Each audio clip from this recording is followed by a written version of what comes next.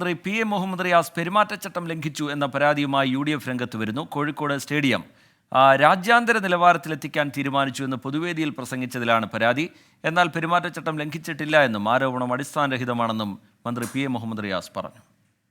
ചെയ്ത കാര്യങ്ങൾ പറയുന്നതിൽ എന്താ തെറ്റ്? എല്ലാവരും സന്തോഷിക്കല്ലേ ചെയ്യേണ്ടത്? ഇതിനൊക്കെ എല്ലാവരും ഒന്നിക്കുകയാണ് ചെയ്യേണ്ടത്.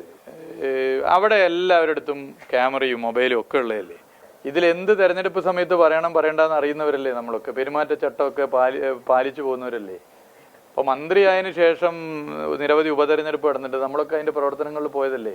പെരുമാറ്റച്ചട്ടം എങ്ങനെയാണ് എന്താണ് എന്നൊക്കെ ധാരണ ഉള്ളവരല്ലേ. അപ്പം ഞങ്ങളൊക്കെ ഇതൊക്കെ പെരുമാറ്റച്ചട്ടവും കാര്യങ്ങളൊക്കെ അറിയുന്നവരാണല്ലോ. പിന്നെ ഒരു വിവാദം ഉണ്ടാക്കുക, ഒരു കുഴപ്പമുണ്ടാക്കുക, LDF ആകെ മോശമെന്ന് വരുത്തി തീർക്കാൻ ശ്രമിക്കുക, അതിൻ്റെ ഭാഗമായിട്ടായിരിക്കാം. പക്ഷേ ഇക്കാര്യങ്ങൾ എവിടെയും ഞങ്ങൾക്ക് പറയാവുന്ന കാര്യങ്ങളാണ്. ഇനിയും പറയാലോ. അരുൺ പൂപ്പറമ്പ ചേരുന്നുണ്ട് വിവരങ്ങളുമായി. അരുൺ പൂപ്പറമ്പ, അതിൽ മന്ത്രിയുടെ മറുപടി നമ്മൾ കേട്ടു. എന്താണ് ഈ പരാതിക്ക് കാരണമായത്? UDF നേതൃത്വം പറയുന്നത് എന്താണ്? റീജിത്ത്, ഇന്നലെയാണ് സ്പോർട്സ് ഫെർട്ടിനിറ്റി എന്ന സംഘടനയുടെ നേതൃത്വത്തിൽ കോഴിക്കോട് നളന്ദ ഓഡിറ്റോറിയത്തിൽ ഇത്തരത്തിലൊരു പരിപാടി, അതായത് മണ്ഡലത്തിലെ കായിക വികസനവുമായി ബന്ധപ്പെട്ട് ഇത്തരത്തിലൊരു മുഖാമുഖം പരിപാടി സംഘടിപ്പിച്ചത്. അതിൽ മന്ത്രി മുഹമ്മദ് റിയാസ്, അതോടൊപ്പം തന്നെ കോഴിക്കോട് ലോക്സഭാ മണ്ഡലത്തിൽ LDF സ്ഥാനാർത്ഥി എളമരം കരീം ഉൾപ്പെടെയുള്ളവർ ഈ പരിപാടിയിൽ പങ്കെടുത്തിരുന്നു.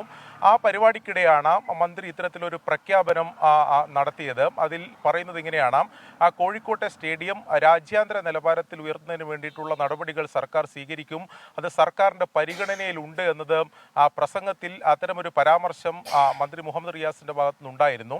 ഇതിനെതിരെയാണ് പരാതിയുമായി UDFൻ്റെ ജില്ലാ കമ്മിറ്റി രംഗത്ത് വന്നത്. അത് ഈ പെരുമാറ്റച്ചട്ട ലംഘനമാണ് എന്ന കാര്യമാണ് UDF ചൂണ്ടിക്കാട്ടുന്നത്. ഇതുമായി ബന്ധപ്പെട്ട് ജില്ലാ കളക്ടർക്ക് പരാതിയും നൽകിയിട്ടുണ്ട്. അതിലിപ്പോൾ മന്ത്രിയുടെ തന്നെ വിശദീകരണവും ഈ ഘട്ടത്തിൽ പുറത്തു വന്നിട്ടുണ്ട്. അതിൽ പറയുന്നതിൽ ആ കാര്യം പറയുന്നതിൽ തെറ്റില്ല. കാരണം നേരത്തെ തന്നെ സർക്കാർ പ്രഖ്യാപിച്ചതാണ് ഈ സ്റ്റേഡിയവുമായി ബന്ധപ്പെട്ട നവീകരണം എന്ന കാര്യമാണ് മന്ത്രി പറയുന്നത്. അത് പെരുമാറ്റച്ചട്ട ലംഘനത്തിന്റെ പരിധിയിൽ വരില്ല എന്ന വിശദീകരണമാണ് നൽകുന്നത്. എന്നാൽ മറ്റൊരു പ്രധാനപ്പെട്ട കാര്യം ആ ദൃശ്യങ്ങളിലുള്ളതാണ്. ഈ പ്രസംഗം ചിത്രീകരിക്കാൻ ശ്രമിച്ച തെരഞ്ഞെടുപ്പ് കമ്മീഷനെ നിയോഗിച്ച് ചുമതലയുള്ള ഫോട്ടോഗ്രാഫറെ LDF നേതാക്കൾ തടഞ്ഞു എന്ന പരാതിയും UDF ഉന്നയിക്കുന്നുണ്ട്. അതിന്റെ ദൃശ്യങ്ങൾ ഉൾപ്പെടെ പുറത്തു വന്നിട്ടുണ്ട്. ശരി, അരുൺ പൂപ്പറമ്പ കോഴിക്കോട്ട് നിന്ന് വിശദമായ വിവരങ്ങൾ നൽകുകയായിരുന്നു.